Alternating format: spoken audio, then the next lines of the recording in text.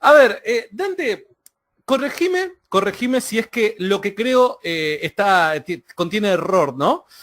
El caso del nacimiento de Jesús, tal y como lo relata Lucas y Mateo, ¿no?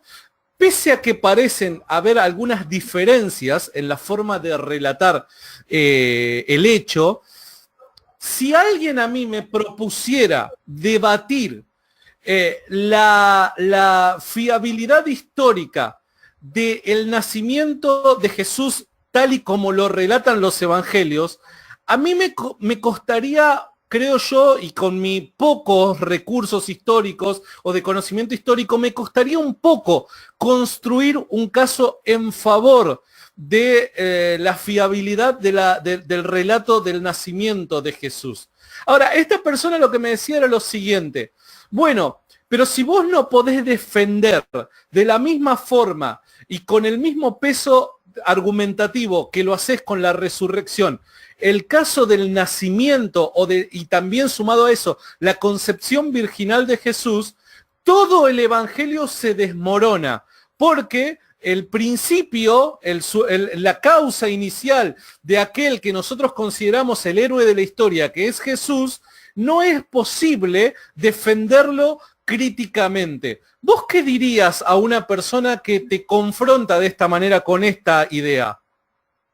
De nuevo, que no hay un problema con los documentos históricos. El problema es con el estándar absolutamente irrazonable que plantea. ¿Por qué? Supongamos una obra como histórica, un relato histórico de la Roma antigua, como la vida de los 12 Césares. En la vida de los 12 Césares se narran múltiples cosas.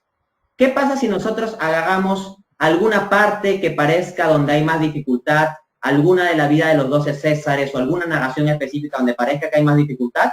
Y entonces utilizamos eso y decimos, tú tienes que probarme históricamente con todo el método de análisis de documentos históricos solo esta porción. Eso es irrazonable, porque los documentos históricos son un conjunto y los documentos históricos hay que analizarlos en ese conjunto. Si nosotros descartásemos relatos históricos, no sobre Jesús, sino sobre cualquier tema, vida de emperadores romanos, guerras en Grecia, eventos sobre los judíos en el siglo I, etcétera, apelando a agarrar solo una sección del relato y decir, esta pequeña sección, esta es la que me tienes que defender históricamente y si no todo el relato cae, bueno, te tiras abajo los evangelios, pero te tiras abajo, o sea, en la historia judía, las antigüedades judías de Flavio Josefo, te tiras abajo las narraciones de Herodoto, el padre de la historia, te tiras abajo la vida de los 12 Césares, o sea, te tiras abajo a todos los historiadores de la antigüedad, porque se está fabricando un criterio caprichoso, ad hoc, para descartar los evangelios. Pero si nosotros aplicamos rigurosamente una visión histórica, hay que aplicar el mismo criterio también a otros documentos. Pero si uno hace eso, se queda sin historia antigua. Entonces, cuando uno extiende los estándares académicos con los cuales se investiga la historia antigua, pues entiende que ese tipo de exigencias son irrazonables. Ahora, eso, ojo, no quita el hecho de que se pueda argumentar un caso a favor de la historicidad de esos eventos. Por ejemplo, con el relato de la virginidad de María, lo que yo me encuentro es que gran parte del prejuicio no vendría por un tema histórico, sino vendría por un tema filosófico. ¿Por qué razón? ¿Acaso hay inconsistencias en el relato sobre la virginidad de María? ¿Acaso, por ejemplo, Lucas dice que María sí era virgen y Mateo dice que no? O, por ejemplo, narran que el compromiso o la situación de virginidad de María fue diferente para la concepción de Jesús, Mateo, Marcos y Lucas. No, ellos están de acuerdo en todos los puntos del relato sobre la virginidad de María, sobre la concepción virginal. O sea, en términos de correspondencia con los relatos, es muy armónica la narración de los evangelios sinópticos respecto de la concepción virginal de Jesús.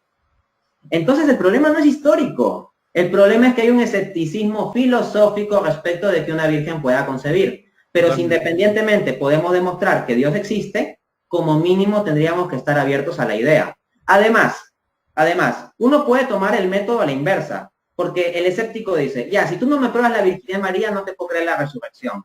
Pero si van a aplicar esa lógica, los cristianos tenemos que voltearle la tortilla y decirle, mira, yo puedo probar históricamente la resurrección tomada aisladamente, y si te pruebo históricamente la resurrección, entonces podemos inferir que el nacimiento sí podría ser virginal, porque si estamos hablando de alguien que resucitó entre los muertos, que haya nacido virginalmente no tiene por qué ser imposible o problemático. Entonces, la misma lógica que está aplicando él, se la aplicamos al revés y ya está.